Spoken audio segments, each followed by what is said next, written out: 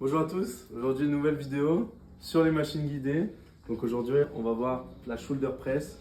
Elle va nous permettre de travailler les épaules et surtout la partie antérieure, la face avant de l'épaule. Donc ici on peut régler une seule chose, ça va être l'assise, le plus important. On va pouvoir le régler en hauteur comme sur la chaise press. Et on va le régler de telle façon à avoir les coudes quand on attrape les poignets à peu près à 90 degrés ou un petit peu plus si la souplesse le permet, si l'amplitude le permet. On peut descendre un petit peu plus bas, mais le mieux c'est d'avoir à 90 degrés. Donc, on place à 90 degrés.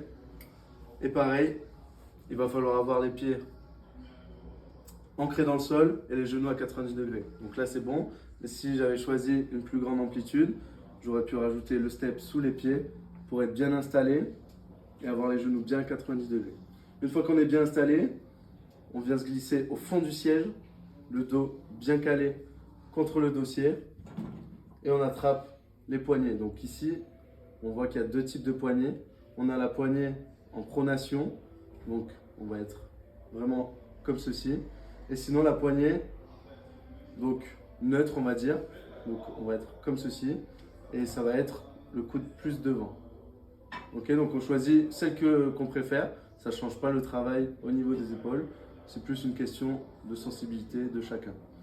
Donc on attrape les poignets, donc toujours pareil, on pose la tête contre le dossier, le dos bien calé et on pousse vers le haut. On inspire en descendant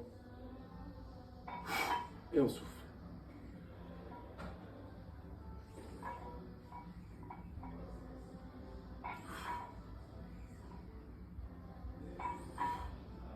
Donc ici sur cette machine, comme sur la chest press qu'on a vu la dernière fois, on peut travailler en unilatéral.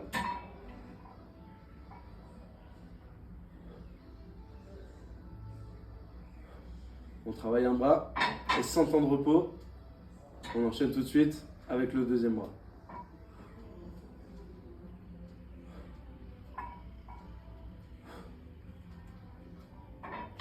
Et voilà, vous savez comment utiliser la shoulder press. Vous pouvez maintenant vous construire des épaules solides et apprendre les mouvements pour ensuite passer aux charges libres.